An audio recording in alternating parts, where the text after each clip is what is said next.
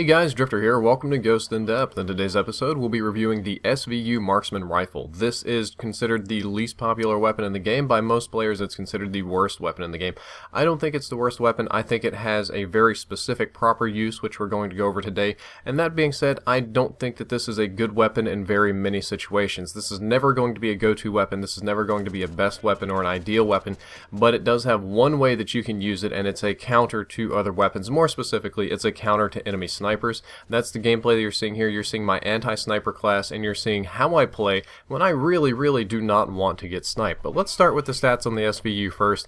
It is an extremely high damage marksman rifle, dealing 68 damage in close quarters combat, which is the highest of all the marksman rifles that I can remember at the moment, but definitely the lowest minimum damage of 52. Its least amount of damage is 52. That means it will kill in between 1 to 2 shots, because you get 1.5 to 6x on the head, so you can one-shot headshot people in fairly close ranges, and it's always a 2-shot kill. Even when you put a silencer on it, it is a 2-shot kill at any range, and that is definitely the strength of this weapon, is that it allows you to be silenced with very minimal penalty to your damage. Some of you may be curious about the ranges on those headshots, and the one-shot headshot range normally is 27 meters. However, if you have a silencer on it, it's 20 meters. For perspective, this is about double normal shotgun range, or the range at which you're dealing minimum damage with submachine guns. The SVU's biggest weakness, and why most people don't like it, is that it has an absolutely abysmal rate of fire at 400 RPM, and it's a semi-automatic weapon.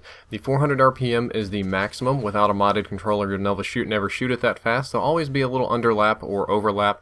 If you shoot it too fast, or do what I call oversampling, you'll experience what many players would refer to as a gun jam. It's actually more of a mistiming, but it is very easy to oversample, and when that happens, you're going to be shooting at much lower, probably closer to 300 or 200 RPM, and this gun isn't really designed to be sprayed very fast anyway, so I would tell you to take it easy and don't worry about shooting it too quickly.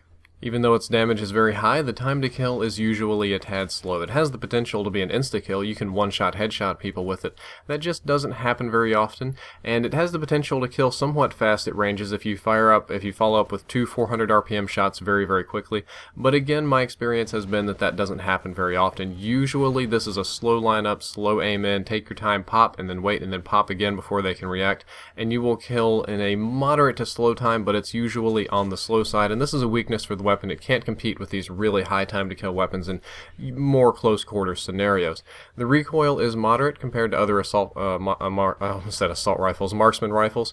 It does kick a little bit. However, the default optics on this allow you to have less recoil, so I highly recommend the default optics, even though they are a bit obtrusive. And thankfully the recoil is precise. It kicks up and to the right every single time. It will never kick to the left. It'll never wobble or drift. It's just going to kick up and to the right, so it's very easy to correct by pulling it down to the left. Hipfire accuracy on the SVU is absolutely dreadful. This is not a weapon that you ever want to find yourself hipfiring with, because you're probably not going to hit much. Even when you're right in their face, the chances are good that your bullets are going to be sideways, so I would highly recommend avoiding hipfire, and even steady aim isn't going to help you very much.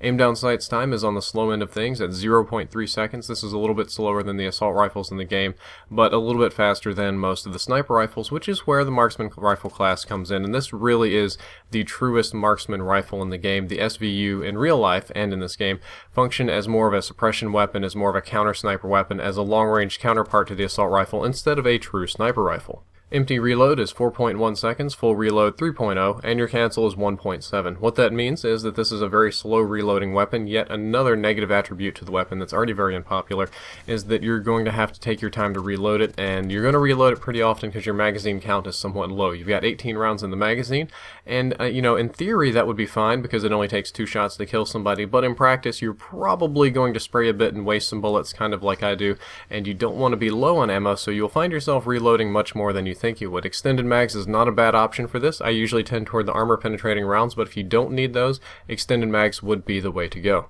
As I mentioned before, the default optics are ideal because they allow you to have less recoil. That's true of every single marksman rifle in the game. If you use the default optics, they kick less than any other kind of optics. However, sometimes it is difficult to see people at long ranges, so a thermal sight can be practical on this weapon, but I still prefer the default optics. This is not going to be a close range weapon ever. This is not going to be a rush aggressive weapon. Never use iron sights, never use red dot, ACOG, EOTech. All of that is totally worthless. You're going to need to go with the thermal sight, the variable zoom, or the default optics, or something that allows you to snipe, or you're just not playing this weapon right. The SVU has a very high penetration rating, same as the sniper rifles and light machine guns. It's very easy for you to wallbang people. Shooting through light cover is just like shooting through paper. Medium and heavy cover will require more shots to kill, and that's why I use armor penetrating rounds. I stack that with the already high penetration, and it turns medium cover into paper, and the more thicker like concrete and rocks and stuff into more like medium cover, so I can kill people very quickly behind their cover, and it allows me to shoot through those a very annoying ballistic vest. So that would be kind of the bane of your existence if you have a 2-shot kill weapon and it shoots very slowly. You get your 2 shots on, you're like, okay, they should be done. Oh wait, they have ballistic vests. Ooh, you get messed over pretty quickly. So with armor penetrating rounds, I don't have to deal with that ever. That's all for the stats. Now let's talk about how we should use this weapon. This is a brutally effective anti-sniper weapon. This is the anti-sniper sniper in the game. It's in the Marksman Rifle class, but it could easily also be put into the Sniper Rifle class, and I have a feeling that it was kind of designed to have been there already, but it got shuffled around a little bit. The very high damage and the ability to run a silencer with no penalty allows you to 2-shot snipers across the map, and its recoil is, a little bit high, but I didn't really have a problem picking off snipers, and that's what I did with this weapon. That's why I chose this TDM gameplay on this map against these people, to show you how to do this. You need to reposition yourself often. You're more mobile than the sniper. You can aim down sights faster than the sniper. You're going to need a good secondary weapon for when you move around in close quarters combat, but you can set up, and your default scope has enough zoom to where you can see snipers across the map moving around. The only weakness is that, yeah, sometimes people with the thermal sights and the Lynx and the L115 can one-shot you very effectively, but if you play as a counter sniper, you're going to play very well. You can headshot them and kill them instantly. You can just double tap their bodies and kill them pretty quickly. It is kind of like, imagine the SVU as a silent sniper rifle, like the VKS. Imagine the VKS does a little bit more damage, but you have a lot more mobility with it and faster aim down sights time, so you can move around the map and pick off the other snipers very silently and not have to worry about anything. That's the way I play this weapon. The playstyle is going to be a mix of campy and conservative. You do have the ability to sit in a house and camp and shoot people in their spawn and pick them off and wait for them to walk by, which I did some in this gameplay. And you also have the ability to do what I would call patrolling. You can't really rush. You see me when I pull out my pistol when I know I need to rush, but you can patrol an area, you can check out the sight lines, you can lock it down, and you can really do some damage for the snipers in that zone. If you clear one zone at a time, you can just clean out all the snipers because they can't compete with your weapon. This is the class that I used to do it. I used armor penetrating rounds and silencer, stuck with the default scope for extra accuracy, ready up and quick draw so that I can recover from sprinting faster, and so that I can increase my ADS time to compete with the other assault rifles and snipers.